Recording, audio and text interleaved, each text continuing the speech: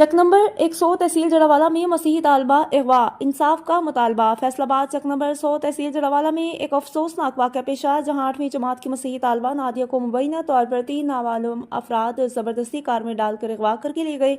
मगवी तालबा नादिया का ताल्लुक एक गरीब मसीही खानदान से बताया जाता है। अहले खानदान के मुताबिक नादिया मामूल के मुताबिक घर से निकली थी कि रास्ते में मुल्जिमान ने उसे जबरदस्ती गाड़ी में बिठाकर नामालूम मुकाम पर मुंतकिल कर दिया।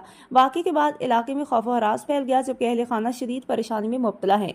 मगवी तालबा की वालदा इंसाफ के हसूल के लिए एक्ट न्यूज़ चैनल के दफ्तर पहुंच गईं, जहां उन्होंने अपनी बेटी की बाजियाबी के लिए हुकाम से फौरी मदद की अपील की है।